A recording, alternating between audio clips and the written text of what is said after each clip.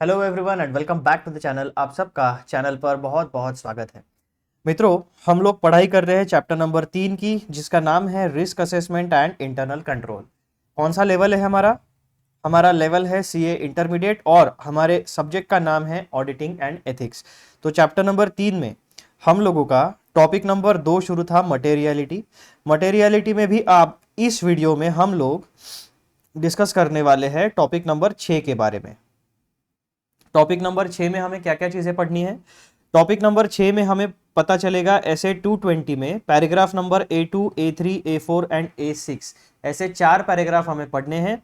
उन 4 पैराग्राफ से हमें यह पता चलेगा use of benchmarks in determining materiality for the financial statements as a whole. यानी जब भी हम मटेरियलिटी को डिटरमाइन करते हैं ओवरऑल फाइनेंशियल स्टेटमेंट की लेवल पर, तो बेंचमार्क्स का यूज किस तरीके से होता है, उनका बैकग्राउंड क्या है, उनका इम्पैक्ट क्या है। बेसिकली बेंचमार्क नाम की जो कॉन्सेप्ट है वाइल डिटरमाइनिंग मटेरियल यानी सेटिंग अप द मटेरियलिटी, उसके बारे में हमें इस टॉपिक से जानकारी मिलने वाली है। जैसा कि हमने पिछले वीडियो में देखा था, 3 एग्जाम्पल्स हमने देखे थे। Setting up of materiality for entire financial statement level, setting of materiality for specific assertion, जिसमें हम लोगों ने इन्वेंट्री का एग्जाम्पल देखा था। और उसके बाद तीसरा एग्जाम्पल, यानी ये तीनों चीजें जो है एक ही एग्जाम्पल में हमने कंटिन्यूएशन में देखी थी। फिर तीसरा सिनेरियो हमने देखा था setting up of performance materiality. तो मटेरियलिटी एंड परफॉर्मेंस मटेरियलिटी, ये 2 कॉन्सेप्ट हम लोगों ने पढ़े थे। तो जब भी हम as an auditor materiality level को सेट करते हैं या परफॉर्मेंस मटेरियलिटी लेवल को सेट करते हैं, तो उस प्रोसेस में बेंचमार्क्स को किस तरीके से यूज करना है। हमारे ऑडिट के कॉन्टेक्स्ट में बेंचमार्क का मतलब क्या होता है? एक सर्टन पैरामीटर। जैसा हमें पता है कि फाइनेंशियल स्टेटमेंट्स में 4 ब्रॉड कैटेगरीज होती है। कौन सी? Income, expense, asset, liability. 4 broad categories होती है और कुछ सपोर्टिंग डॉक्यूमेंट्स होते हैं जिसमें सप्लीमेंट्री इंफॉर्मेशन होती है। तो मेन हमारा PNL balance sheet, PNL balance sheet को सपोर्टिंग डॉक्यूमेंट्री इंफॉर्मेशन होती है आपके शेड्यूल्स टू अकाउंट्स में, नोट्स टू अकाउंट्स में, और उसी के साथ साथ ऑर्गेनाइजेशन का जो टोटल फंड फ्लो है यानी कैश फ्लो, तो उसके लिए एक कैश फ्लो स्टेटमेंट अलग से बनता है। तो पूरे फाइनेंशियल स्टेटमेंट्स में 5 कंपोनेंट्स होते हैं: profit and loss account, balance sheet, schedules to accounts, notes to accounts and cash flow statement. तो इन 5 एलिमेंट से मिलकर हमारा जनरल पर्पस फाइनेंशियल स्टेटमेंट बनता है। जनरल पर्पस फाइनेंशियल स्टेटमेंट में एक ऑडिटर जब ऑडिट करने जाता है तो उसे मटेरियलिटी लेवल डिसाइड करनी पड़ती है। मटेरियलिटी का मीनिंग हमारे ऑडिट के कॉन्टेक्स्ट में क्या होता है कि ऐसी इंफॉर्मेशन जिसके मिसस्टेटमेंट की वजह से जो हमारे इकोनॉमिक डिसीजन मेकर्स है उनके इकोनॉमिक डिसीजन की जो प्रोसेस है उस पर इंफ्लुएंस क्रिएट होगा। यानी अगर हमारे फाइनेंशियल स्टेटमेंट्स में कोई गलती है, उस गलती या उस इंफॉर्मेशन की वजह से अगर इकोनॉमिक डिसीजन मेकिंग प्रोसेस के ऊपर इम्पैक्ट हो रहा है, इन्फ्लुएंस हो रहा है, तो ऐसी इंफॉर्मेशन को हम मटेरियल इंफॉर्मेशन कहेंगे। अब वो इंफॉर्मेशन या तो मिसस्टेटेड हो सकती है या वो इंफॉर्मेशन ट्रू एंड फेयर हो सकती है। 2 सिनेरियोज होंगे, या तो दी गई information true and fair view present करती है या तो दी गई इंफॉर्मेशन मिस स्टेटमेंट को रिफ्लेक्ट करती है, यानी जो एक्चुअल इंफॉर्मेशन है वो प्रोवाइड ना करके कुछ गलत इंफॉर्मेशन प्रोवाइड की गई है, उसे कहा जाता है मिस स्टेटमेंट। मिस स्टेटमेंट भी 2 प्रकार के हो सकते हैं हमारे ऑडिट के कॉन्टेक्स्ट के लिए। एक मटेरियल मिसस्टेटमेंट और दूसरा इममटेरियल मिसस्टेटमेंट। इममटेरियल मिसस्टेटमेंट वो होता है जिसका कोई भी इंपैक्ट नहीं पड़ेगा इकोनॉमिक डिसीजन मेकिंग प्रोसेस के ऊपर। मटेरियल मिसस्टेटमेंट वो होता है जिसकी वजह से इकोनॉमिक डिसीजन मेकिंग प्रोसेस के ऊपर गहरा इन्फ्लुएंस यानी डीप इन्फ्लुएंस क्रिएट होगा। तो गलत इंफॉर्मेशन से लिया गया डिसीजन भी गलत होगा, उसमें फाइनेंशियल लॉस हो सकता है, होने के चांसेस है। तो ऐसी इंफॉर्मेशन ऑडिटर के पॉइंट ऑफ व्यू से मटेरियल होती है। ठीक है, तो अब ये हम डिसाइड कैसे करेंगे कि मटेरियलिटी का जो लेवल है वो कैसे डिसाइड होगा, वो मटेरियलिटी का पैरामीटर डिसाइड कैसे होगा। तो ऑडिटर जो हमारी ऑडिटिंग की फील्ड है उसमें हम लोगों ने एक चीज आइडेंटिफाई की, जितनी भी इंफॉर्मेशन हमारे पास आती है वो सारी फाइनेंशियल नेचर की होती है, और फाइनेंशियल इंफॉर्मेशन हमेशा नंबर्स में यानी मॉनेटरी टर्म्स में एक्सप्रेस की जाती है, उसके करेंसी वैल्यू में एक्सप्रेस की जाती है। असेट की जो वैल्यू है वो मॉनेटरी वैल्यू में हम एक्सप्रेस करते हैं, इनकम की जो वैल्यू है वो मॉनेटरी वैल्यू में एक्सप्रेस करते हैं, एक्सपेंसेस मॉनेटरी वैल्यू में एक्सप्रेस किए जाते हैं, लाइबिलिटी साइड मॉनेटरी वैल्यू में एक्सप्रेस की जाती है। तो इसीलिए ऑडिट की जो प्रोसेस होती है, जब हम मटेरियलिटी लेवल को सेट करते हैं तो हम लोग भी पूरे के पूरे सेट ऑफ फाइनेंशियल स्टेटमेंट्स में से कुछ इंपॉर्टेंट पैरामीटर्स को एक सर्टन परसेंटेज अप्लाई करते हैं, और उस परसेंटेज को अप्लाई करने के बाद जो अमाउंट आती है इन मॉनेटरी टर्म्स, वही हमारी मटेरियलिटी लेवल होती है। ठीक है, अब ये जो परसेंटेज है, जो हम किसी एक पैरामीटर को फाइनेंशियल स्टेटमेंट में जितनी भी अमाउंट्स है, उस किसी एक अमाउंट को जो हम परसेंटेज अप्लाई करते हैं, उस परसेंटेज अप्लाई करने की प्रोसेस का वो जो प्रोसेस है वो डिपेंड करती है केस टू केस बेसिस के ऊपर, ऑडिटर के प्रोफेशनल जजमेंट के ऊपर। उसके लिए कोई हार्ड एंड फास्ट फॉर्मूला नहीं दिया है। किसी केस में एक पर्टिकुलर ऑडिटर कोई अगर एक रेवेन्यू को सिलेक्ट करता है, तो रेवेन्यू 1% उसने सोचा कि यार रेवेन्यू अगर 200 करोड़ का है तो मैं 200 करोड़ का 1% से मल्टीप्लाई करता हूं, जितनी अमाउंट आएगी वो मेरे लिए मटेरियलिटी है। अब ये 1% अप्लाई करना, ये उस पर्टिकुलर इंडिविजुअल का प्रोफेशनल जजमेंट है। हो सकता है सेम एंटिटी का ऑडिट करने के लिए अगर किसी और ऑडिटर को हमने सिलेक्ट किया तो वो ऑडिटर 5% अप्लाई कर दे, करेक्ट। तो ये जो मटेरियलिटी लेवल सेट करने की जो प्रोसेस है, जो डिसीजन है, उस डिसीजन को ऑडिटर के प्रोफेशनल जजमेंट के ऊपर छोड़ा गया है, और जो ओवरऑल गाइडेंस है वो हमें स्टैंडर्ड्स ऑन ऑडिटिंग में प्रोवाइड किया जाता है। तो जब हम कोई भी मटेरियलिटी लेवल सेट करते हैं तो हमारा जो परसेंटेज होता है वो कौन से पैरामीटर को अप्लाई करना है, कौन से पैरामीटर मींस कौन से बेंचमार्क को अप्लाई करना है, तो उसे हम जो पैरामीटर हम परसेंटेज अप्लाई करते हैं हमारे ऑडिट के कॉन्टेक्स्ट में, हम उसी को बेंचमार्क कहते हैं। यानी एक सर्टन अमाउंट, एक सर्टन सेट अमाउंट को, एक सर्टन सेट स्टैंडर्ड को हम कोई परसेंटेज अप्लाई करते हैं, और उसके आउटकम में जो अमाउंट निकलेगी वो हमारी मटेरियलिटी लेवल होगी।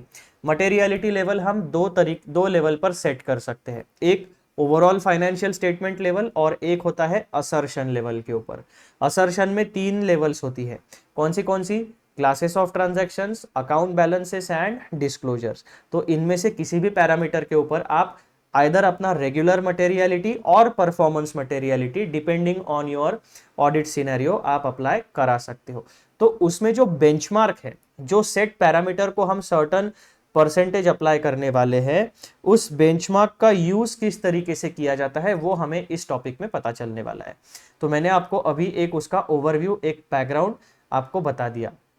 अब मैं ये अज्यूम करके चलता हूं कि आप लोगों ने मटेरियलिटी से रिलेटेड जितने भी लेक्चर्स है, यानी टॉपिक नंबर 2 से रिलेटेड जितने लेक्चर्स है वो आपने ध्यान से सुने हैं, ताकि आपको मटेरियलिटी, परफॉर्मेंस मटेरियलिटी, इनके बारे में बेसिक बैकग्राउंड आपके दिमाग में तैयार है।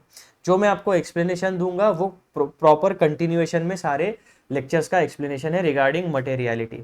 तो जब तक आप पिछले वीडियोस नहीं देखोगे, हो सकता है, ऐसे चांसेस है कि आपको ये टॉपिक डायरेक्टली ना समझ में आए, क्योंकि ये टॉपिक पिछले टॉपिक के नॉलेज बेस से लिंक्ड है। मैंने लिंक नहीं किया है, जिस तरीके से इंस्टीट्यूट ने अपना स्टडी मटेरियल बनाया है, उस तरीके में ये कॉन्सेप्ट एक दूसरे के साथ लिंक्ड होते आए हैं। तो जब तक आप स्टेप 1 नहीं समझोगे, आप स्टेप 2 नहीं समझ पाओगे, स्टेप 3 नहीं समझ पाओगे।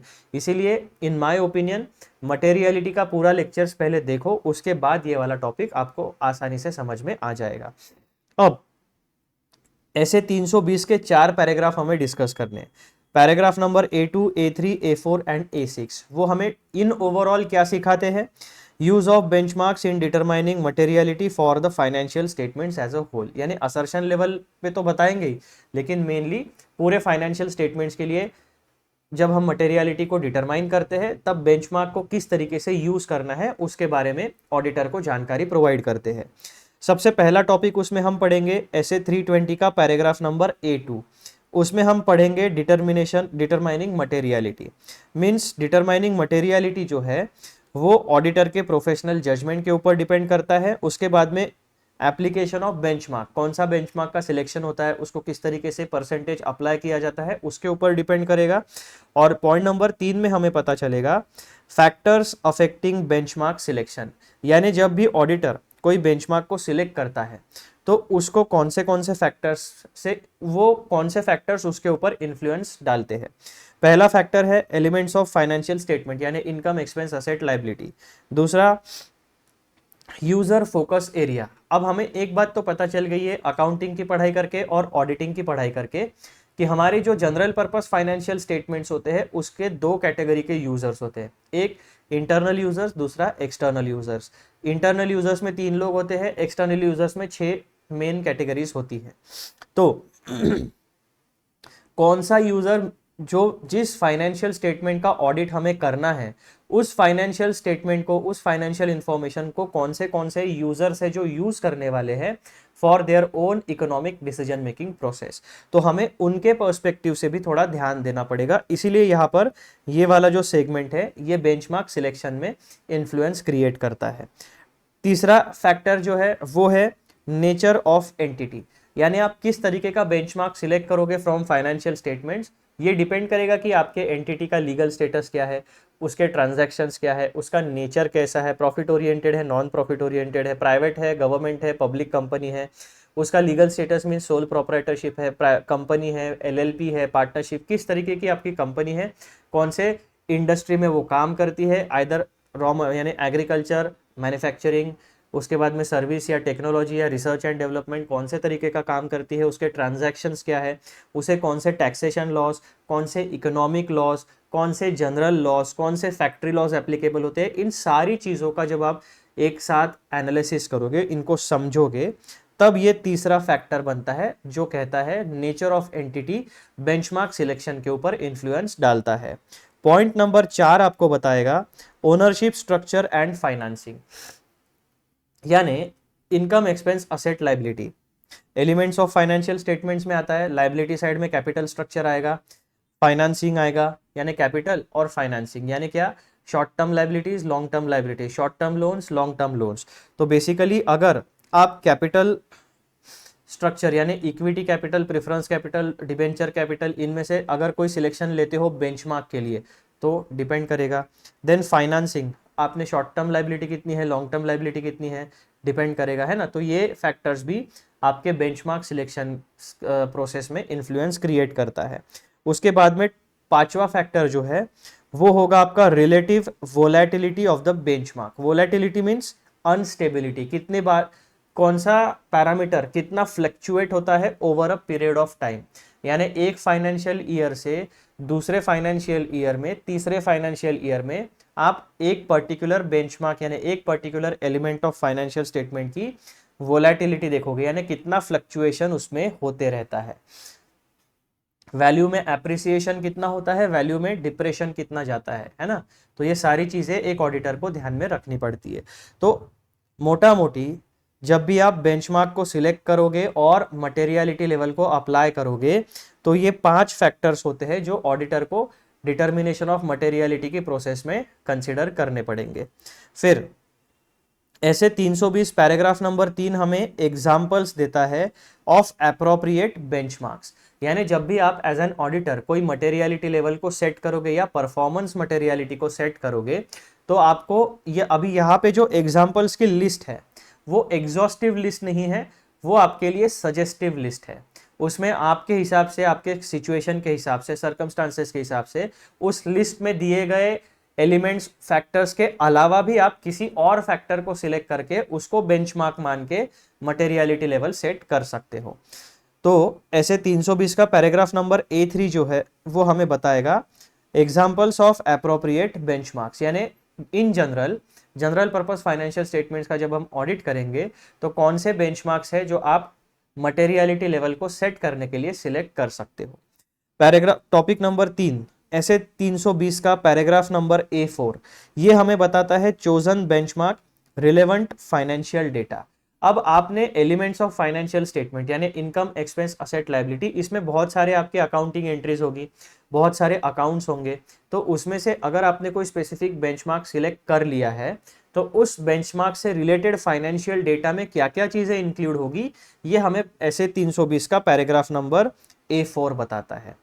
टॉपिक नंबर 5 हमें क्या पढ़ना है, ऐसे 320 का पैराग्राफ नंबर A6 हमें क्या सिखाएगा, determining a percentage to be applied to a chosen benchmark involves the exercise of professional judgment।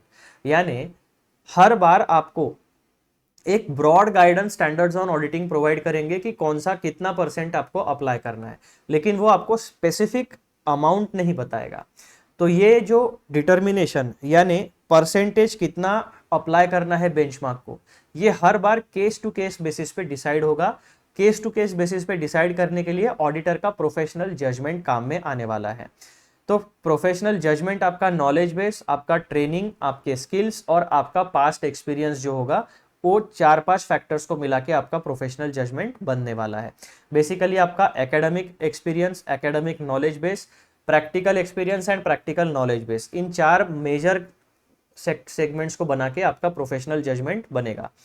तो मित्रों, यहाँ पर टॉपिक नंबर 6 कुल मिलाकर हमें ये बताता है कि जब हम ऑडिट का प्लानिंग करते हैं, प्लानिंग फेज में जब हम इनिशियली मटेरियलिटी लेवल को सेट करते हैं, तो मटेरियलिटी लेवल को सेट करने के लिए हमें बेंचमार्क का यूज करना पड़ता है, आइडेंटिफाई करना पड़ता है। तो उस बेंचमार्क से रिलेटेड सारा कुछ नॉलेज बेस हमें paragraph number A2, A3, A4 और A6 में मिलने वाला है। अब ये पैराग्राफ जो A यहाँ पे जो रिप्रेजेंट करता है वो application and other explanatory material के नाम से जाना जाता है। दैट मीन्स ये जो हमारा स्टैंडर्ड ऑन ऑडिटिंग 320 है, ये paragraph number A2, A3, A4 and A6 ये उसका मेन पैराग्राफ्स नहीं है।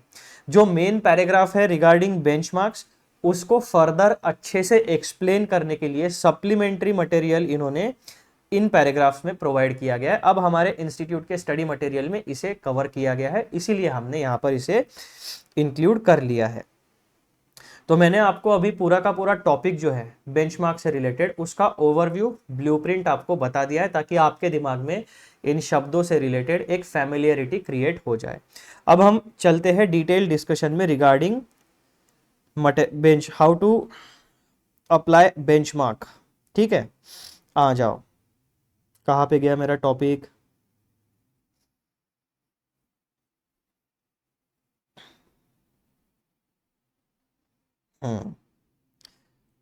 पहुंच गए हम लोग हमारे टॉपिक में।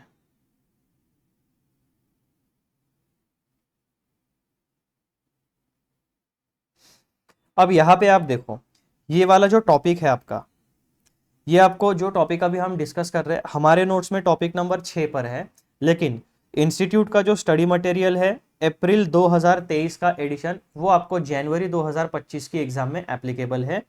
वो इंस्टीट्यूट के स्टडी मटेरियल में ये वाला बेंचमार्क से रिलेटेड जो टॉपिक है, वो आपको पेज नंबर 3.20 और 3.21 पे मिलने वाला है।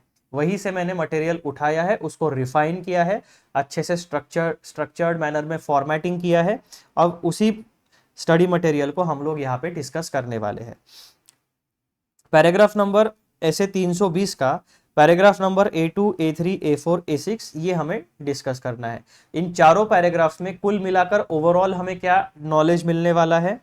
Use of benchmarks in determining materiality for the financial statements as a whole, यानी पूरे के पूरे जनरल पर्पस फाइनेंशियल स्टेटमेंट्स के लिए जब हम मटेरियलिटी को डिसाइड करते हैं, तब बेंचमार्क का यूज किस तरीके से करना है, ये हमें नॉलेज मिलने वाला है। अब सबसे पहला टॉपिक ऐसे 320 का पैराग्राफ नंबर A2, जिसमें हमें बताया जाता है डिटर्मिनेशन ऑफ मटेरियलिटी, यानी मटेरियलिटी डिटरमाइन करने के लिए क्या क्या चीजें इंपॉर्टेंट होती है। तो सबसे पहला पॉइंट हमारे सामने आता है professional judgement. Determining materiality involves the exercise of professional judgement. ठीक है, तो स्टैंडर्ड्स ऑन ऑडिटिंग जो है वो आपको ब्रॉड गाइडलाइन प्रोवाइड करते हैं, लेकिन जब आपको एक्चुअल कैलकुलेशन करना है, वो actual calculation and selection of benchmark and determination of materiality, वो जो आप स्पेसिफिक अमाउंट निकालोगे, वो ऑडिटर के प्रोफेशनल जजमेंट के ऊपर छोड़ा गया है। कुछ बातें आपको गाइडेंस प्रोवाइड किया गया है ऐसे में, और कुछ बातें प्रोफेशनल जजमेंट पे छोड़ दी गई है। तो it's a mixed bag scenario. अब हम लोगों ने प्रोफेशनल जजमेंट में क्या क्या चीजें इंक्लूड की जाती है, उसको प्रीवियस वीडियो में अच्छे से डिस्कस किया है। मैं आपको लेके चलता हूँ हमारे क्लास नोट्स में, जहां पर हमें पता चला था कि प्रोफेशनल जजमेंट में बेसिकली क्या क्या चीजें इंक्लूड की जाती है।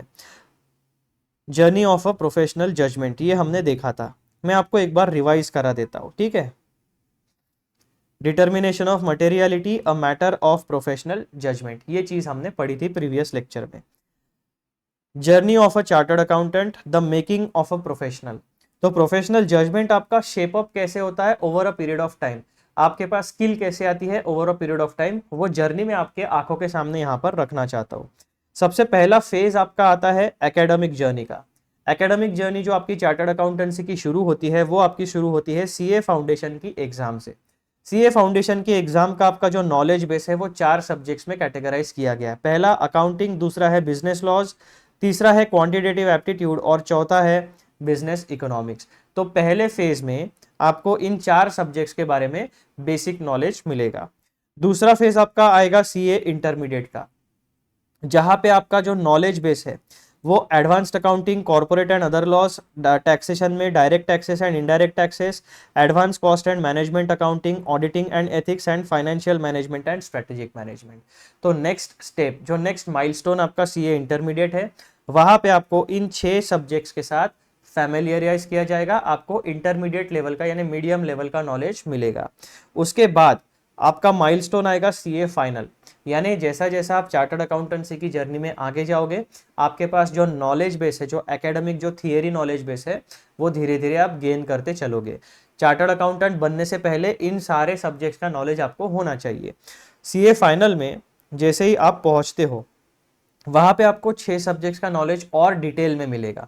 जो मीडियम लेवल पे हमने गेन किया था वो और एडवांस लेवल पे हमें नॉलेज मिलेगा। पहला financial reporting, advance financial management, advanced auditing, assurance and professional ethics, direct taxation and international taxation. Indirect taxes में आपको जीएसटी, कस्टम्स प्लस एफटीपी का नॉलेज आएगा।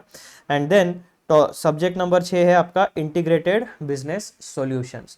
तो 3 लेवल में आपका एकेडमिक नॉलेज जो चार्टर्ड अकाउंटेंट के पास होना चाहिए to develop their professional judgement, professional skill, तो इन 3 लेवल्स पे आपको डिवाइड करके प्रोवाइड किया गया है।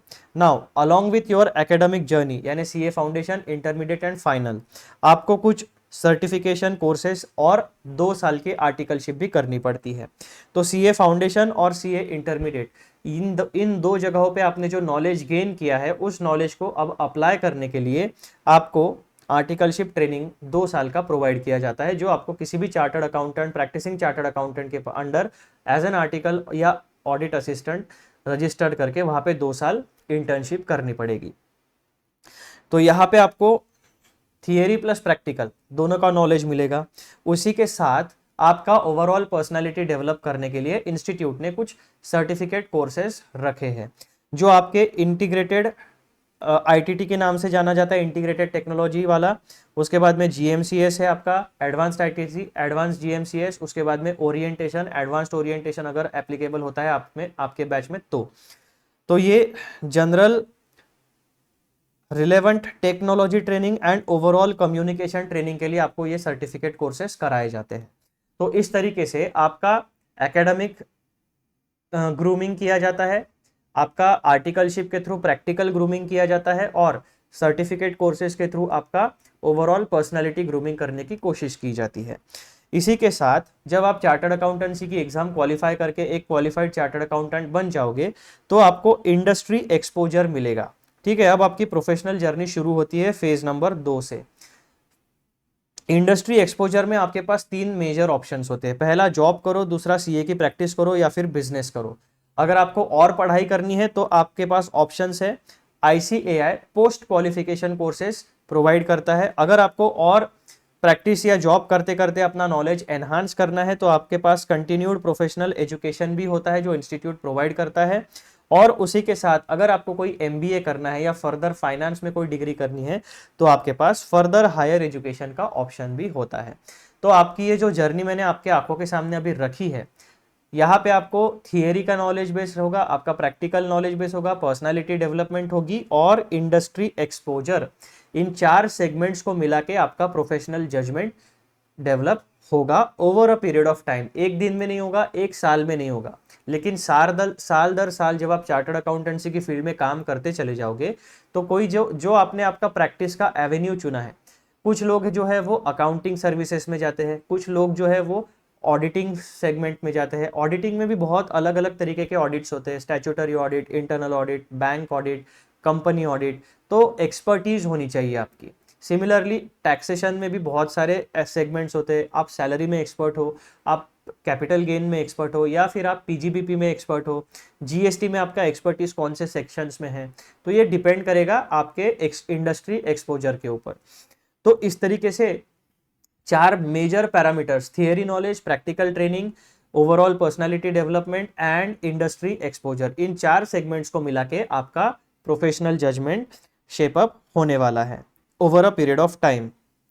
तो पैराग्राफ नंबर जो हमारा 320 का पैराग्राफ नंबर A2 जो है वो आपको सबसे पहले यही बता देता है कि ऑडिटर का एक काम होता है जो होता है मटेरियलिटी लेवल को डिटरमाइन करना। तो उस मटेरियलिटी लेवल को डिटरमाइन करने के लिए किसी भी क्वालिफाइड चार्टर्ड अकाउंटेंट के पास प्रोफेशनल जजमेंट होना चाहिए। तो प्रोफेशनल जजमेंट डेवलप करने के लिए जो मैंने आपको जर्नी बताई है वो जर्नी आपको कंप्लीट करनी पड़ेगी। कभी भी डमी जो आर्टिकलशिप करते हैं उनके पास एक सेगमेंट जो प्रैक्टिकल ट्रेनिंग होता है उसका नॉलेज नहीं होता है। अगर वो डमी आर्टिकलशिप करके सीए बन भी जाते हैं, लेकिन वो जो आर्टिकलशिप का 2 साल है वो उनको पोस्ट क्वालिफिकेशन कोर्स यानी सीए बनने के बाद फिर वो जब स्टार्टिंग या इंटरव्यू को जाते हैं तो इंटरव्यू में पता चल जाता है कि इनको प्रैक्टिकल नॉलेज है या नहीं है। तो कोई भी व्यक्ति जो आपको हायर करने वाला है वो आपके सीए की डिग्री को देखेगा, नो डाउट आपके सीए की डिग्री को देखेगा, लेकिन उसी के साथ साथ वो प्रैक्टिकल सवाल भी पूछेगा। क्यों? क्योंकि सीए की डिग्री उस ऑर्गेनाइजेशन के लिए इंपॉर्टेंट है, लेकिन उससे भी ज़्यादा इंपॉर्टेंट है कि जो ऑर्गेनाइजेशन में काम है वो डेली ऑपरेशंस में आप वैल्यू एडिशन कर पाओगे या नहीं कर पाओगे। अगर आप टास्क किसी भी ऑर्गेनाइजेशन में जाके आप टास्क कंप्लीट नहीं कर पा रहे हो, उस ऑर्गेनाइजेशन के गोल्स अचीव नहीं कर पा रहे हो, तो वो ऑर्गेनाइजेशन आपको ज़्यादा देर तक सस्टेनेबल एम्प्लॉयमेंट प्रोवाइड नहीं करेगी। या तो आपकी सर्विसेज को टर्मिनेट किया जाएगा, या तो आपको किसी और डिपार्टमेंट में डाला जाएगा, या फिर आपको थोड़े डेली बेसिस पे बेइज्जती सहन करनी पड़ेगी, और वो ऐसा एनवायरनमेंट क्रिएट करेगी कि आप खुद ही जॉब छोड़ दोगे।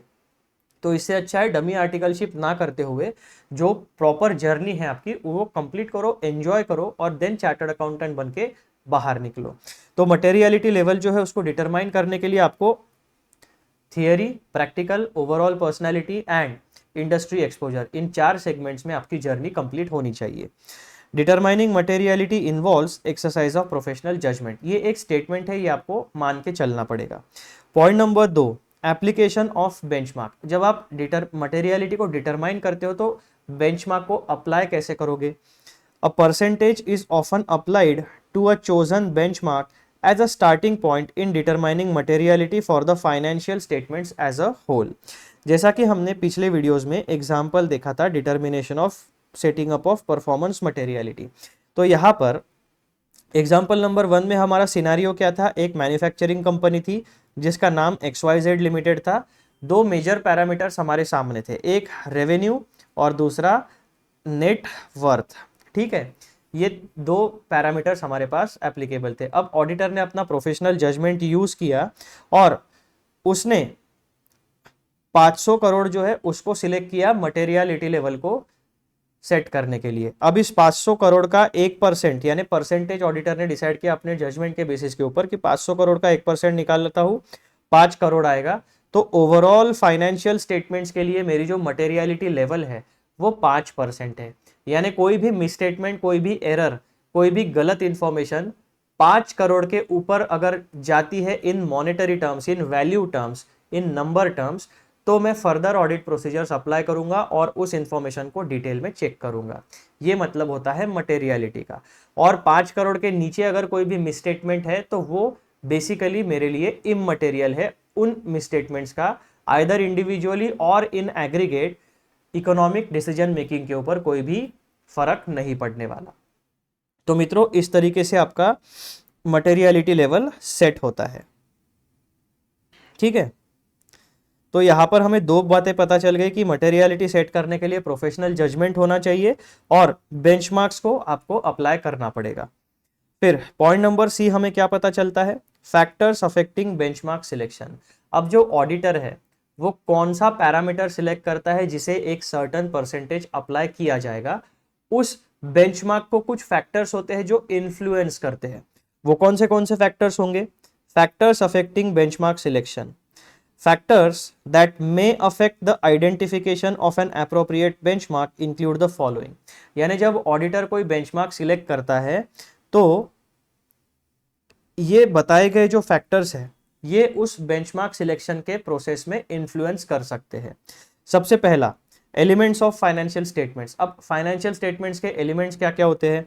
Asset, liability, equity, revenue and expenses. 5 basic elements होते हैं किसी भी फाइनेंशियल स्टेटमेंट्स के। एसेट और लायबिलिटी एंड इक्विटी यानी पहले 3 आपके जाएंगे बैलेंस शीट में और दूसरे 2 आपके जाते हैं P&L में, और इन्हीं से रिलेटेड सप्लीमेंट्री इंफॉर्मेशन आपको मिलेगी schedules to accounts, notes to accounts में, प्लस आपका आएगा कैश फ्लो स्टेटमेंट। तो जब भी ऑडिटर कोई पैरामीटर सिलेक्ट करता है for benchmarking and to determine materiality level, तो ये 5 प्रकार के फैक्टर्स उस प्रोसेस में इन्फ्लुएंस क्रिएट कर सकते हैं। Number 2, user focus area. Whether there are items on which the attention of the users of the particular entity's financial statements tends to be focused. And point number 2, for example, for the purpose of evaluating financial performance, users may tend to focus on profit, revenue और net assets। अब इस point का मतलब क्या हुआ? हम लोगों ने शुरुआती दौर में क्या क्या चीज़ें पढ़ी थी, मैं आपको वापस क्लास नोट्स में लेके चलता हूँ। हम लोगों ने देखा था कि set of general purpose financial statements में, set of general purpose financial statements में 5 मेजर चीज़ें होती है। P&L account, balance sheet, schedules to accounts, notes to accounts and cash flow statement. ठीक है, P&L में हमें इनकम एक्सपेंस की जानकारी मिलती है, बैलेंस शीट में हमें एसेट लायबिलिटी की जानकारी मिलती है, शेड्यूल्स में हमें सप्लीमेंट्री डिटेल्स मिलते हैं, नोट्स टू अकाउंट्स में हमें डिस्क्लोजर्स मिलते हैं रिगार्डिंग दीज आइटम्स, या फिर अगर कोई स्टैट्यूटरी डिस्क्लोजर रिक्वायरमेंट होगा तो उसके बारे में जानकारी मिलेगी, और कैश फ्लो स्टेटमेंट से हमें पूरे ऑर्गेनाइजेशन का जो फंड फ्लो होता है उसके बारे में जानकारी मिलेगी। ये सारी जो इंफॉर्मेशन हमारे पास है इन्हें फाइनेंशियल स्टेटमेंट में डाला जाता है और इस कंप्लीट इंफॉर्मेशन को हिस्टोरिकल फाइनेंशियल इंफॉर्मेशन कहा जाता है। अब ये जो set of general purpose financial statements है इसके कुछ यूजर्स होते हैं। पहला यूजर आपका है इंटरनल, दूसरा है एक्सटर्नल। इंटरनल यूजर में आपका होता है owner, management, employ. External users में आपके होते हैं investors, financiers, creditors, government agencies, customers and society at large. अब इसमें से हर एक यूजर जो है उसका अपना एक स्पेसिफिक एजेंडा होता है। ठीक है, उसके अपने इंफॉर्मेशन नीड होती है। अब वो इंफॉर्मेशन नीड हर एक यूजर की अलग अलग होगी क्योंकि उसका ऑर्गेनाइजेशन की तरफ देखने का और ऑर्गेनाइजेशन में इंटरेस्ट है वो अलग अलग लेवल पे होगा। उदाहरण के तौर पर जो इन्वेस्टर्स है वो ऑर्गेनाइजेशन का परफॉर्मेंस देखेंगे, रिटर्न ऑन इन्वेस्टमेंट देखेंगे, फ्यूचर सस्टेनेबिलिटी देखेंगे। फाइनेंसर्स जो है वो देखेंगे कि मैंने पास्ट में जितना पैसा लोन या जितना फाइनेंस इस ऑर्गेनाइजेशन को देके रखा है उस फाइनेंस का मुझे प्रिंसिपल प्लस इंटरेस्ट सही समय पे मिलेगा या पैसा डूबेगा।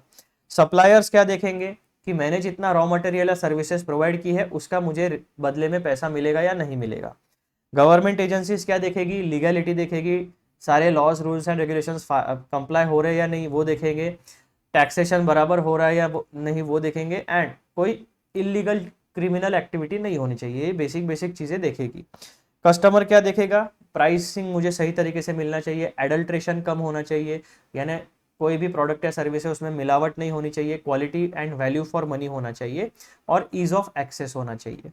सोसाइटी एट लार्ज क्या देखेगा? भाई कंपनी अगर कोई ऑर्गेनाइजेशन सोसाइटी से रिसोर्सेज लेकर मैन्युफैक्चरिंग या कोई भी प्रोडक्ट या सर्विस प्रोवाइड करती है तो बदले में सोसाइटी के जो पोल्यूशन वो करती है CSR कर रही है या नहीं कर रही है, कोई इलीगल एक्टिविटी तो नहीं कर रही है ना। तो ये सारी चीज़ें आपको देखना पड़ेगा।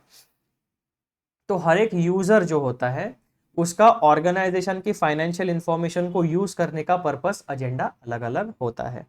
तो पॉइंट अभी जो हम डिस्कस कर रहे हैं वो यही पॉइंट हमें बताना चाहता है कि हर एक यूजर का फोकस एरिया अलग अलग होगा। ठीक है, अब उस whether there are items on which the attention of the users of particular entity's finance, कोई यूजर होगा वो एक ही पर्टिकुलर इंफॉर्मेशन पे फोकस करेगा। जो मैनेजमेंट है वो किसी पर्टिकुलर इंफॉर्मेशन पे फोकस करेगी, इन्वेस्टर एक पर्टिकुलर इंफॉर्मेशन पे फोकस, उसको पूरे फाइनेंशियल इंफॉर्मेशन की जरूरत नहीं है, उसको उसके काम की जितनी इंफॉर्मेशन है वो मिल गई, उसका डिसीजन मेकिंग हो जाएगा। तो ये बात यहाँ पे हो रही है। अब उसी को एग्जाम्पल हमने क्या दिया, किसी भी ऑर्गेनाइजेशन का फाइनेंशियल परफॉर्मेंस अगर इवेल्युएट करना है तो हम क्या देखेंगे, प्रॉफिट कितना कमा रही है over a period of time, revenue कितना जनरेट करती है टोटल, ताकि हमें ये पता चल पाए कि रेवेन्यू कितना जनरेट हो रहा है और उस रेवेन्यू का कितना परसेंट हमें प्रॉफिट यानी रिटर्न ऑन इन्वेस्टमेंट कितना हो रहा है, और उसके बाद ऑर्गेनाइजेशन के नेट एसेट्स कितने हैं। तो ये बेसिक बेसिक चीज़ें हमें किसी भी ऑर्गेनाइजेशन का परफॉर्मेंस इवेल्युएट करने के लिए प्राइमा फेसी लगती है। तो ये भी हमें पता चल गया कि बेंचमार्क सिलेक्शन जो है उसमें यूज़र का फोकस कौन से एरिया पे है वो भी डिपेंड करेगा। उसके बाद बेंचमार्क सिलेक्ट करते वक्त नेचर ऑफ एंटिटी भी हमें ध्यान में रखना पड़ेगा। द नेचर ऑफ एंटिटी यानी लीगल स्टेटस क्या है, प्रॉफिट ओरिएंटेड है या नहीं है, कंपनी है, सोल प्रोप्राइटर है, प्राइवेट है, पब्लिक है, गवर्नमेंट ऑर्गेनाइजेशन है, एनजीओ है, ट्रस्ट है, किस तरीके की आपकी एंटिटी है वो आपको देखना पड़ेगा। प्रॉफिट ओरिएंटेड है, नॉन प्रॉफिट ओरिएंटेड है, वो आपको डिटरमाइन करना पड़ेगा। Then where the entity is at its life cycle, यानी बेसिकली क्या होता है कि 4 फेजेस होती है किसी भी बिजनेस की। पहली होती है स्टार्टअप फेज, ठीक है, उसके बाद में उसका आता है ग्रोथ फेज, फिर आता है उसका सैचुरेशन और फिर आता है उसका डिक्लाइन। तो 4 मेजर सेगमेंट्स होते हैं किसी भी बिजनेस के लाइफ साइकिल में। कौन से स्टार्टअप फेज, ग्रोथ फेज, उसके बाद में सैचुरेशन यानी stability phase and then decline होता है बिजनेस। तो आप जिस ऑर्गेनाइजेशन का ऑडिट कर रहे हो वो अपनी लाइफ साइकिल में कौन से सेगमेंट में है, उसके हिसाब से फिर आप प्रोफेशनल जजमेंट लगाओगे और ये डिसाइड करोगे कि बिजनेस का जो लाइफ साइकिल का फेज है वो लाइफ साइकिल का फेज और फाइनेंशियल डेटा दोनों एक दूसरे के साथ प्रॉपरली मैच करते हैं या नहीं करते हैं, ये आप डिटरमाइन करने में मदद मिलेगी आपको। फिर तीसरा पॉइंट क्या पता चलेगा आपको, the industry and economic environment in which the entity operates.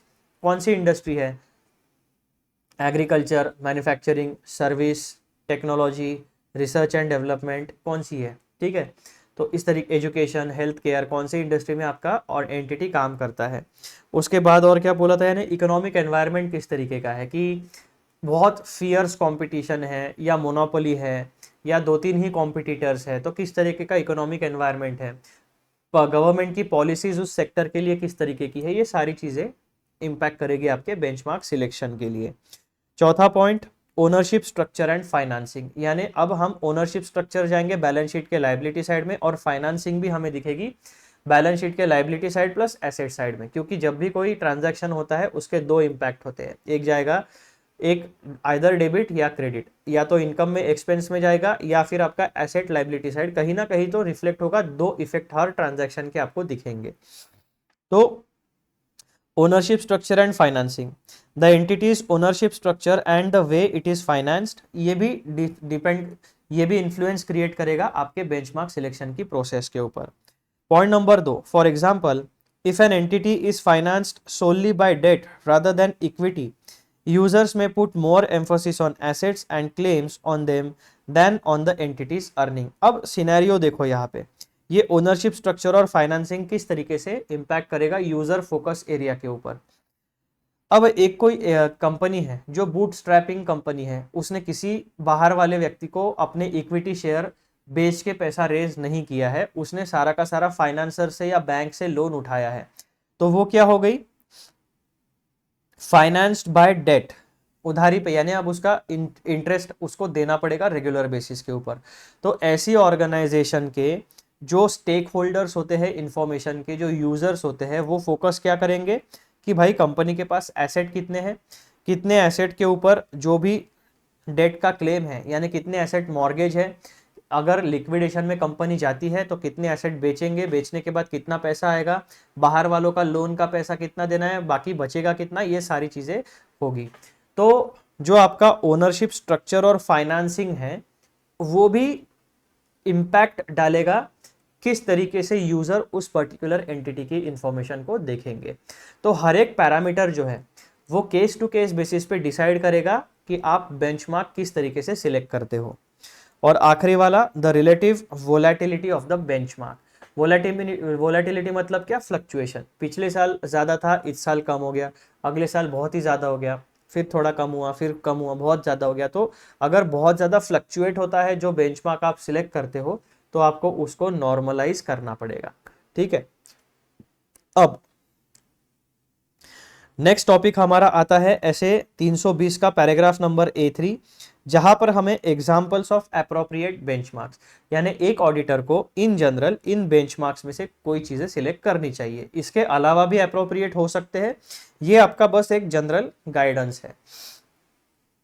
Examples of benchmarks that may be appropriate depending on the circumstances of the entity include, point number A, categories of reported income as benchmarks such as, यानी जो आपका reported income है, जो PNL में आपका reflect हो रहा है, उसमें से कोई भी अमाउंट आप सिलेक्ट करके, कोई भी बेंचमार्क सिलेक्ट करके उस पर सर्टन परसेंटेज अप्लाई करके मटेरियलिटी लेवल का अमाउंट निकाल सकते हो। पहला, profit before tax, total revenue, gross profit, total expenses, total equity और नेट एसेट वैल्यू। तो बेसिकली यहाँ तक का आपका रेवेन्यू का पोर्शन है, ये आपका एक्सपेंसेस वाला पोर्शन हो गया, और ये आपका एसेट और लाइबिलिटी वाला पोर्शन हो गया। ठीक है, उसके बाद पॉइंट नंबर बी, अब इनमें से कोई भी एक पैरामीटर आप सिलेक्ट कीजिए as an auditor depending on your professional judgement. कोई भी पैरामीटर को सिलेक्ट कीजिए, उस पर सर्टन परसेंटेज अप्लाई कीजिए। यहाँ पे उसके बाद जो आपकी अमाउंट आएगी वो आपकी होगी materiality level for overall financial statement level. अगर आपको लगता है कि किसी स्पेसिफिक असर्शन में भी आपको मटेरियलिटी लेवल को डेवलप करना है, तो आप किसी भी असर्शन को सिलेक्ट करिए, उसमें परसेंटेज अप्लाई करिए, जो भी अमाउंट आएगी वो आपका उस स्पेसिफिक असर्शन के लिए मटेरियलिटी लेवल हो जाएगा। अगर आपको बैकअप प्लान भी चाहिए तो फिर आप परफॉर्मेंस मटेरियलिटी को भी सेटअप कर सकते हैं। Then point number B, commonly use benchmarks for profit oriented entities. अब अगर हम प्रॉफिट ओरिएंटेड एंटिटी की बात करें तो उनके केस पे कॉमनली यूज बेंचमार्क कौन से होते हैं? Profit before tax from continuing operation is often used for profit oriented entities, यानी ये वाला जो है profit before tax, this is commonly used to determine the materiality level. Point number 2, when profit before tax from continuing operations is volatile, यानी बहुत ज्यादा fluctuate हो रहा है profit before tax over a period of time, तो other benchmark may be more appropriate such as gross profit और total revenue.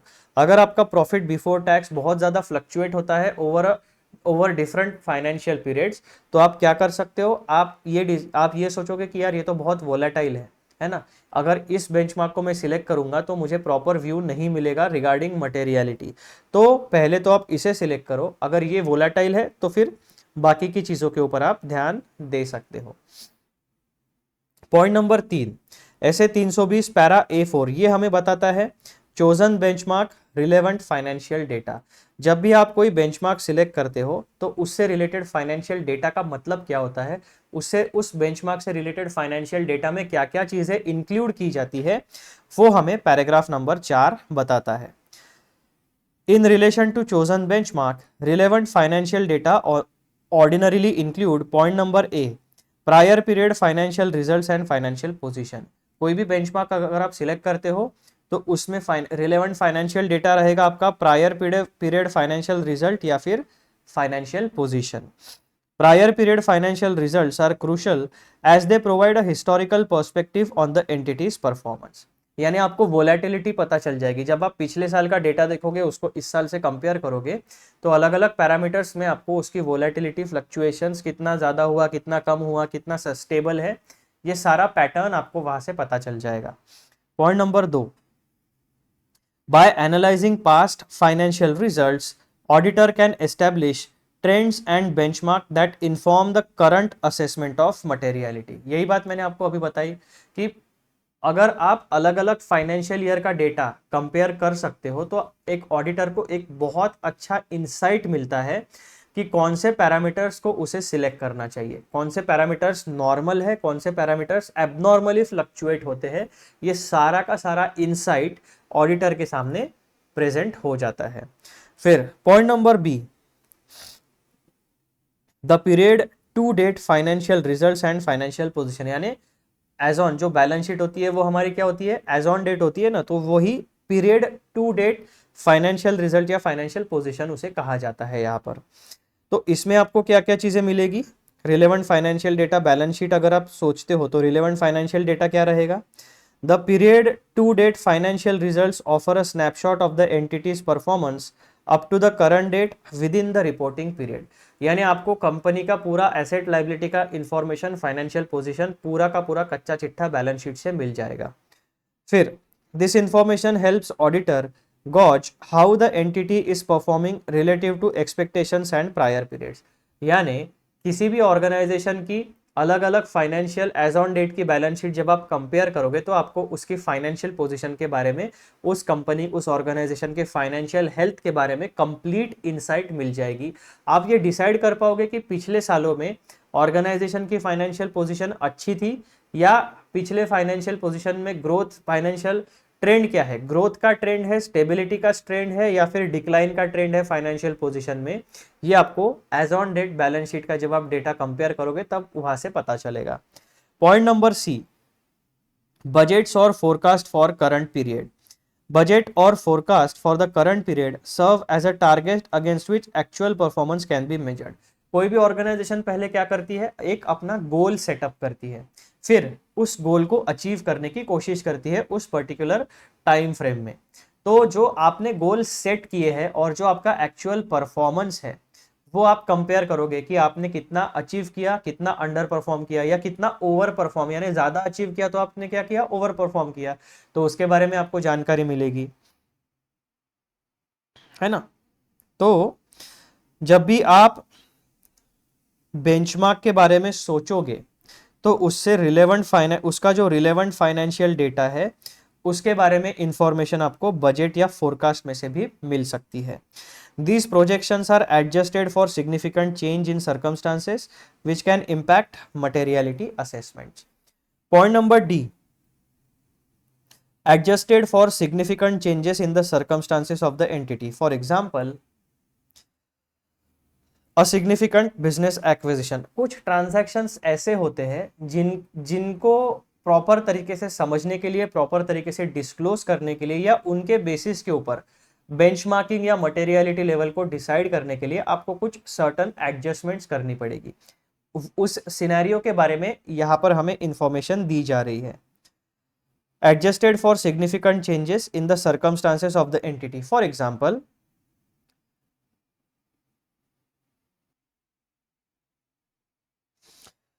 Significant business acquisition. अब कोई भी बिजनेस जो है उसका डेली ऑपरेशन, अगर कोई प्रोडक्ट प्रोवाइड करना है या सर्विस प्रोवाइड करना है, तो अगर उस ऐसी पर्टिकुलर ऑर्गेनाइजेशन ने अगर कोई बिजनेस को परचेस किया है, किसी बिजनेस को एक्वायर किया है, तो ये एक सिग्निफिकेंट बिजनेस ट्रांजैक्शन हुआ जो रेगुलर बेसिस पे नहीं होगा। कोई भी ऑर्गेनाइजेशन रोज उठ के कोई नया बिजनेस एक्वायर नहीं करती है, क्योंकि नया बिजनेस एक्वायर करना ये एक strategic and long term decision होता है, क्योंकि उसमें बहुत सारे रिसोर्सेज को हमें कमिट करना पड़ता है। ठीक है, तो अगर कोई आप बिजनेस एक्वायर करते हो तो अच्छे से उस ट्रांजैक्शन को आपको थोड़ा सोचना पड़ेगा उसके बारे में। A significant business acquisition can alter an entities financial landscape impacting its profitability and risk profile. तो जब भी आप कोई नया बिजनेस एक्वायर करोगे तो आपके फाइनेंशियल लैंडस्केप यानी फाइनेंशियल पोजीशन के ऊपर उसका इम्पैक्ट पड़ने वाला है।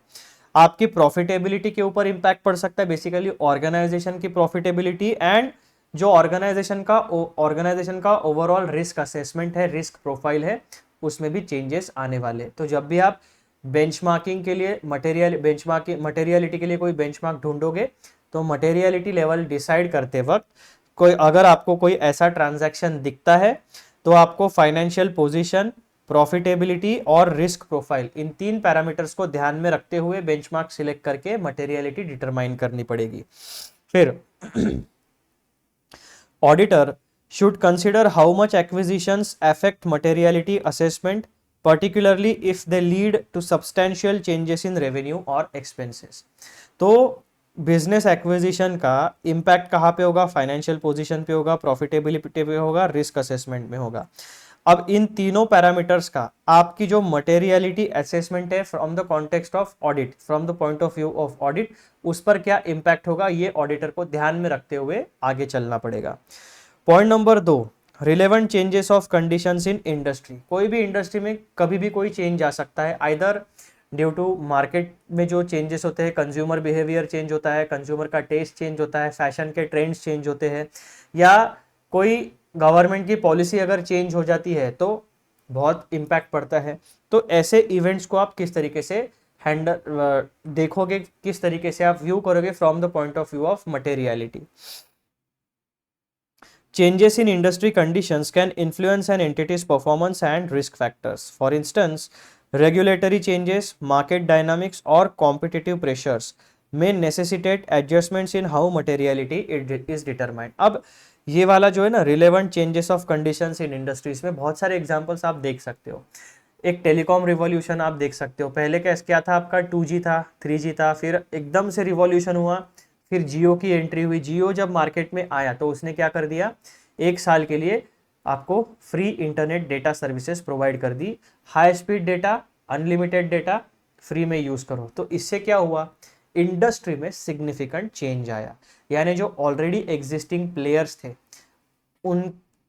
उनका रिस्क बढ़ गया। क्यों? क्योंकि उनके जो सब्सक्राइबर्स थे, जो पे करके टेलीकम्युनिकेशन सर्विसेज यूज कर रहे थे, उन्हें जियो वाले ने फ्री में सर्विसेज दी। तो कोई भी व्यक्ति यार 12 महीनों के लिए जब कोई फ्री सर्विस प्रोवाइड कर रहा है तो अननेसेसरीली मैं उस सर्विस के पैसे क्यों दूं? करेक्ट। जब मुझे बेटर सर्विस मिलती है फ्री में तो ऑब्वियसली मैं फ्री वाला पोर्शन सिलेक्ट कर लूंगा। दूसरा एग्जाम्पल, जब कोविड-19 आया तो ड्रास्टिक चेंजेस हुए। करेक्ट। जो कंप्लीट लॉकडाउन था इंडिया में, भारत में जो कंप्लीट लॉकडाउन था पहले 4 महीनों के लिए, उसमें बहुत ज्यादा रिस्क बढ़ गया। कुछ बिजनेसेस एकदम बूम पे चले गए। जैसे जो सोशल मीडिया इन्फ्लुएंसर्स है, जो वीडियोस या कंटेंट क्रिएटर्स थे, उनका बिजनेस एकदम, उनके व्यूज एकदम छप्पर फाड़ हो गए 4 महीनों में। टेलीकम्युनिकेशन डेटा की डिमांड बढ़ गई, इंटरनेट की डिमांड बढ़ गई, फूड डिलीवरी की डिमांड बढ़ गई, है ना, लोग घर पे थे, अल्कोहल लीकर कंजम्पशन बहुत ज्यादा बढ़ गया था उस समय में। तो जो सिग्निफिकेंट चेंजेस होते हैं इंडस्ट्री में, तो कुछ बिजनेसेस को नुकसान होता है, कुछ बिजनेसेस को फायदा होता है। तो ये ओवरऑल सिनेरियो जो है ये आपको अच्छे से ध्यान में रखना पड़ेगा। Point number 3, economic environment in which the entity operates. मतलब इसका मतलब क्या होता है, economic condition such as recessions और बूम्स, दोनों हमने देखा, कोविड एंड जियो की एंट्री, उसके बाद यानी रिसेशन या फिर एकदम जो ग्रोथ ट्रेजेक्टरी होती है, बूम होता है, can significantly impact an entities financial result. Auditors must take these factors into account when assessing materiality to ensure that it accurately reflects the current economic climate।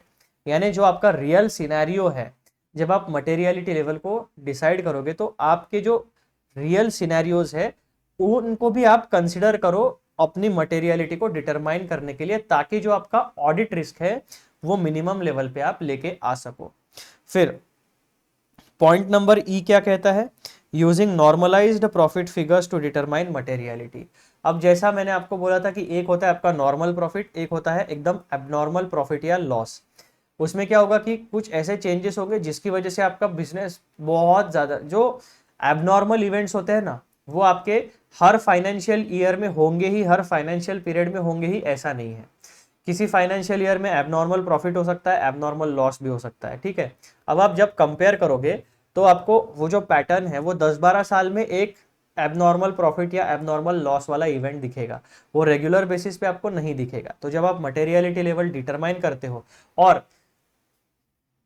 Coincidentally अगर आपके financial year में, जिस financial year का audit आप कर रहे हो, उसी में अगर कोई एबनॉर्मल प्रॉफिट या लॉस आता है, तो जब आप मटेरियलिटी डिसाइड करोगे, मटेरियलिटी डिटरमाइन करोगे, तो वो एबनॉर्मल प्रॉफिट को आप नॉर्मलाइज करो बेस्ड ऑन पास्ट ट्रेंड्स। यानी आप पहले पास्ट ईयर्स का डेटा देखो, ईयर ऑन ईयर कितना ग्रोथ है, 5%, 10%, 2%, 8%, जितना भी उसका ईयर ऑन ईयर ग्रोथ होगा, उसी ईयर ऑन ईयर ग्रोथ के ट्रेजेक्टरी पे आप उस प्रॉफिट फिगर को नॉर्मलाइज करो एंड देन मटेरियलिटी लेवल को डिटरमाइन करो।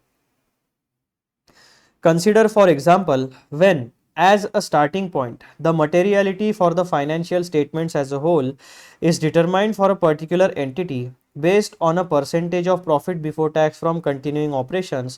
Circumstances that give rise to an exceptional decrease or increase in such profit may lead the auditor to conclude that the materiality for financial statements as a whole is more appropriately determined using normalized profit before tax from continuing operations figures based on past results। तो वही चीज़ मैंने आपको यहाँ पे इस paragraph में जो भी चीज़ें बताई है वही चीज़ मैंने आपको हिंदी में पहले बता दी है। फिर scenario number 1, exceptional circumstances impacting profit. Exceptional circumstances such as one-time gain or losses can distort profit figures and lead to misleading conclusions about materiality. जो प्रॉफिट आपको नॉर्मल सिनेरियो में होता है वो ईयर ऑन ईयर होते रहेगा। ऐसा coincidentally एक आध या दो बार ही होता है कि आपको छप्पर फाड़ एकदम एबनॉर्मल प्रॉफिट हो गया। तो वो जो ट्रेंड है, जब आप मटेरियलिटी को डिसाइड करते हो तो एबनॉर्मल प्रॉफिट को आप कंसिडर करो, लेकिन मटेरियलिटी डिसाइड करते वक्त आप सबसे पहले नॉर्मलाइज प्रॉफिट पे मटेरियलिटी निकालो एंड देन जो आपका करंट ईयर का प्रॉफिट होगा जिसमें आपका एबनॉर्मल गेन या लॉस भी इंक्लूडेड है उसके ऊपर भी मटेरियलिटी डिसाइड करो। फिर point number 2, normalized profit before tax. Normalized profit before tax refers to an adjusted figure that accounts for unusual or exceptional items affecting profitability. By using this normalized figure, auditors can more accurately determine materiality and ensure that it aligns with the underlying economic reality of the entity's operations. This structured approach provides a comprehensive overview of how benchmarks are used in determining materiality for financial statements while ensuring clarity and depth in each key point discussed. तो basically यहाँ पर आपको एक बहुत ही important और unique point बताया गया है जो आपको सिखाता है कि बिजनेसेस में दो प्रकार के गेन्स या लॉसेस आपको हो सकते हैं, एक नॉर्मल सिनेरियो, एक होता है एबनॉर्मल सिनेरियो। तो जब आप मटेरियलिटी की बात करोगे तो स्टैंडर्ड ऑन ऑडिटिंग आपको ये सजेस्ट करता है कि जब आप मटेरियलिटी डिटरमाइन करो तो आप हमेशा ध्यान में रखना कि आपको नॉर्मलाइज प्रॉफिट फिगर्स यूज करके ही मटेरियलिटी लेवल डिटरमाइन करनी चाहिए, क्योंकि नॉर्मलाइज प्रॉफिट जो है वो आपको जेन्युइनली मटेरियलिटी लेवल को डिसाइड करने में और जो एक्चुअल इंडस्ट्री सिनेरियो है उसको डेपिक्ट करने में मदद करेगा। ठीक है, यही बात हमें पॉइंट नंबर ई में उन्होंने समझाने की कोशिश की है। फिर मित्रों नेक्स्ट हमारा पॉइंट आता है पैराग्राफ नंबर A6, ऐसे 320 का पैराग्राफ नंबर A6। ये हमें क्या कहता है? Determining a percentage to be applied to a chosen benchmark involves the exercise of professional judgement. ये बात तो हमें अभी तक समझ गई कि एक मटेरियलिटी लेवल हम दो लेवल पे सेट कर सकते हैं, पहला ओवरऑल फाइनेंशियल स्टेटमेंट लेवल, दूसरा असर्शन लेवल। मटेरियलिटी में भी हम दो प्रकार की मटेरियलिटी सेट कर सकते हैं, एक जो हमारी रेगुलर मटेरियलिटी होती है वो, और दूसरी होती है परफॉर्मेंस मटेरियलिटी। अब इतने कॉम्प्लेक्स सिनेरियो को हैंडल करने के लिए और कौन सा बेंचमार्क सिलेक्ट करना है टू डिटरमाइन मटेरियलिटी, और जो चोजन बेंचमार्क है उसको कितना परसेंटेज अप्लाई करके मटेरियलिटी लेवल की अमाउंट को डिटरमाइन करना है, इस पूरे सिनेरियो को डिसाइड करने के लिए आपको एक प्रोफेशनल जजमेंट और प्रोफेशनल स्किल डेवलप करनी पड़ेगी। प्रोफेशनल जजमेंट या प्रोफेशनल स्किल किस तरीके से डेवलप होती है over a period of time, उसको मैंने आपको अभी इस वीडियो में भी अच्छे से बताया है, इसके पहले वाले वीडियोस में भी आपको एकदम प्यार से डिटेल में बताया हुआ है। तो पॉइंट नंबर 1 क्या कहता है यहाँ पर? There is a relationship between the percentage and the chosen benchmark such that a percentage applied to profit before tax from continuing operations will normally be higher than the percentage applied to total revenue. अब दो अलग अलग benchmark है, एक profit before tax और एक total revenue. Profit before tax यानी सारा आपने इनकम एक्सपेंस पूरा ऑपरेटिंग नॉन ऑपरेटिंग रेवेन्यू लिया और सब operating and non operating expenses लिए और उसके बाद में आपने पूरा नेट प्रॉफिट निकाला। ठीक है, बस आपने टैक्स नहीं निकाला उसमें से, तो प्रॉफिट बिफोर टैक्स की अमाउंट तक आप पहुंच गए। तो यहाँ पर जो अमाउंट आपकी आई है प्रॉफिट बिफोर टैक्स, ये एक अलग पैरामीटर है, और जो टोटल रेवेन्यू है आपका, वो टोटल रेवेन्यू में आपके operating income plus non operating income दोनों आते हैं। उस इनकम में से, उस रेवेन्यू में से आपने एक्सपेंसेस को माइनस नहीं किया है। तो दो अलग अलग पैरामीटर्स आप इस्तेमाल करने वाले हो। तो जब आप दो अलग अलग पैरामीटर्स अगर किसी सिनेरियो में यूज करते हो तो उन अलग अलग पैरामीटर्स को जो परसेंटेज अब अप्लाई करोगे उसमें भी रिलेटिव फर्क आने वाला है। जैसे कि अगर आप टोटल रेवेन्यू की बात करो तो हो सकता है आप 5% अप्लाई करो या 1% अप्लाई करो, लेकिन जब आप प्रॉफिट बिफोर टैक्स की बात करोगे तो उसमें से आपने ऑलरेडी सारे एक्सपेंसेस हटा के रखे हैं, तो आप क्या करोगे? ऑडिट रिस्क को, मटेरियल मिसस्टेटमेंट की रिस्क को या ऑडिट रिस्क को कम करने के लिए प्रॉफिट बिफोर टैक्स के अमाउंट को आप ज्यादा परसेंट अप्लाई कर सकते हो। यानी रेवेन्यू को आप 5%, 2% अप्लाई किया तो चलेगा, लेकिन प्रॉफिट बिफोर टैक्स में आप 15%, 20%, 25% अप्लाई करोगे। ठीक है, तो ये रिलेटिव चेंज जो परसेंटेज आप अप्लाई करते हो वो डिपेंड करता है आप कौन से प्रकार का बेंचमार्क सिलेक्ट करने वाले हो। Consider, for example, the auditor may consider 5% of profit before tax from continuing operations to be appropriate for profit oriented entity in a manufacturing industry। अब दो सिनेरियो यहाँ पर कंपैरेटिव दिए। अब ये जो दो सिनेरियो है ये किसी पर्टिकुलर ऑडिटर का प्रोफेशनल जजमेंट को रिफ्लेक्ट करते हैं। अब हमारा मैन्युफैक्चरिंग इंडस्ट्री है, प्रॉफिट बिफोर टैक्स को हमने एज अ बेंचमार्क सिलेक्ट किया है, तो हो सकता है कि ऑडिटर का प्रोफेशनल जजमेंट हो 5% इस सिनेरियो में अप्रोप्रिएट है, क्योंकि ये प्रॉफिट ओरिएंटेड एंटिटी है। दूसरा scenario, while the auditor may consider 1% of total revenue or total expenses to be appropriate for non-profit entity। तो हर एक ऑडिट का जो केस टू केस सिनेरियो होगा उसमें ऑडिटर के प्रोफेशनल जजमेंट के ऊपर डिसाइड करेगा कि वो मटेरियलिटी लेवल किस तरीके से सेटअप करता है। ठीक है, ये मित्रों आपका पूरा का पूरा डिस्कशन था रिगार्डिंग टॉपिक नंबर 6, ऐसे 320 paragraph number A2, A3, A4 and A6, use of benchmarks in determining materiality for the financial statements as a whole. ये हमने एकदम अच्छे तरीके से डिटेल में समझा है। आई होप कि आप सब लोगों को ये जो एक्सप्लेनेशन हम लोगों ने यहाँ पे डिस्कस किया है ये अच्छे तरीके से समझ में आ गया है। अब यहाँ पे मैं आपको एक बात और बताना चाहता हूँ, जितने इंपॉर्टेंट आपके क्लासेस होते हैं, जो टीचर आपको सिखाते हैं वो भी इंपॉर्टेंट है, उतना ही इंपॉर्टेंट या आप कह सकते हो उससे भी ज़्यादा इंपॉर्टेंट सेगमेंट होता है आपका सेल्फ स्टडी का। क्योंकि जब तक आप सेल्फ स्टडी नहीं करोगे आपका इन्वॉल्वमेंट किसी भी सब्जेक्ट में क्रिएट नहीं होगा। जिस भी सब्जेक्ट में आपका इन्वॉल्वमेंट क्रिएट नहीं होगा उस सब्जेक्ट की आपकी लॉन्ग टर्म मेमोरी डेवलप नहीं होगी। जिस भी सब्जेक्ट की आपकी लॉन्ग टर्म मेमोरी डेवलप नहीं होगी उस सब्जेक्ट में आप एग्जाम में अच्छे मार्क्स स्कोर नहीं कर पाओगे। This is the reality for chartered accountancy exams and any exams that you want that you may give in future. तो ये बेसिक फ्रेमवर्क आपको ध्यान में रखना है। क्लासेस भी अटेंड करो ताकि जो कॉन्सेप्ट, देखो जब आप पहली बार पढ़ते हो ना, जब पहली बार आप डायरेक्टली बिना किसी बैकग्राउंड के किसी सब्जेक्ट में हाथ डालते हो तो उस सब्जेक्ट्स को डिकोड करने के लिए आपको टाइम लगता है। जो सेल्फ स्टडी जो होता है ना, अगर आप एकदम अनफैमिलियर सब्जेक्ट में पढ़ाई करोगे तो आपको बहुत समय लगेगा किसी कॉन्सेप्ट को डिकोड करने के लिए। तो इस इशू को रिजॉल्व करने के लिए हमारे कोचिंग इंस्टीट्यूट्स होते हैं या कोई कॉलेज होता है या कोई स्कूल होता है कि जिस सब्जेक्ट को पढ़ने के लिए हमें 10 घंटे लगने वाले हैं, वो जो एक्सपीरियंस टीचर होता है वो हमें 1 या 2 घंटे में उस टॉपिक को समझा देगा।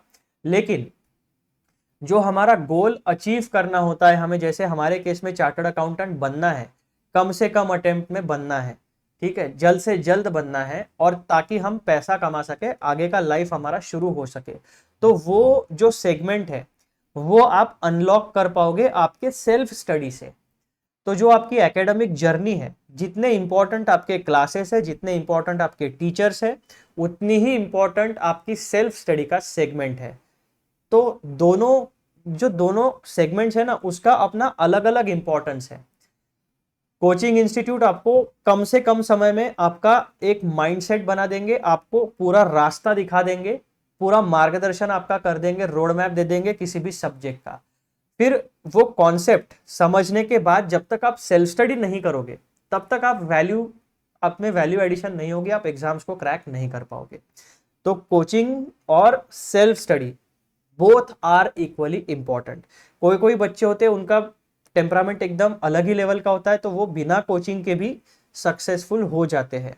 कोई बच्चे ऐसे होते हैं कि उन्हें कोचिंग और सेल्फ स्टडी दोनों का सहारा लगता है। तो अभी आप अपना सिचुएशन एनालिसिस करिए कि आपको किस तरीके का ओवरऑल एनवायरनमेंट लगने वाला है, और फिर उसके बेसिस के ऊपर डिसाइड करिए कि आपको कोचिंग प्लस सेल्फ स्टडी लगेगा या फिर आप केवल और केवल सेल्फ स्टडी के बेसिस पे सारे एग्जाम्स क्लियर कर सकते हो।